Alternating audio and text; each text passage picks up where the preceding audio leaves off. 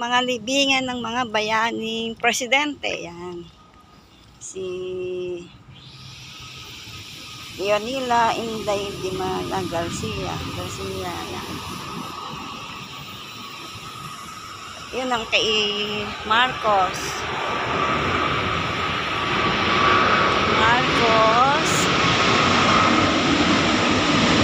Ay, baba oh.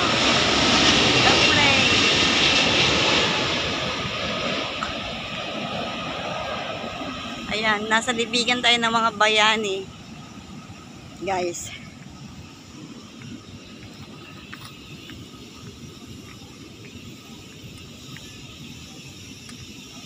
Carlos Garcia. Ayan. Presidente ng Republic of the Philippines, 1957-61.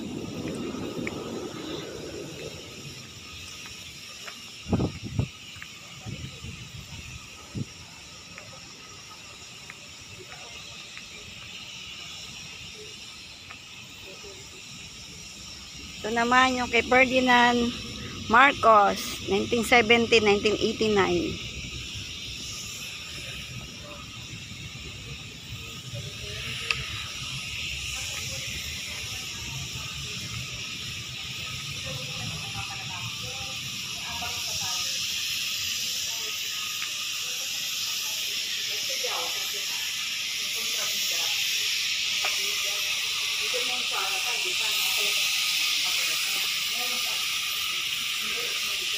Ito naman yung kay Marcos, Ferdinand Marcos.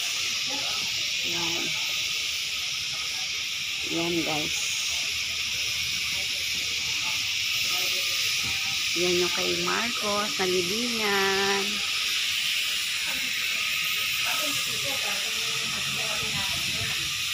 Yan. Nasilibingan tayo ng mga bayani. Kasi nawala na kasi boses niya nun eh. Kaya wala na sa akin. Pero kung may boses pa siya, hindi siya mawawala ng pera.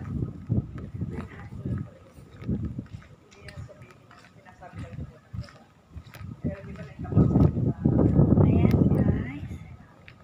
Dito tayo sa libingan ng mga bayani.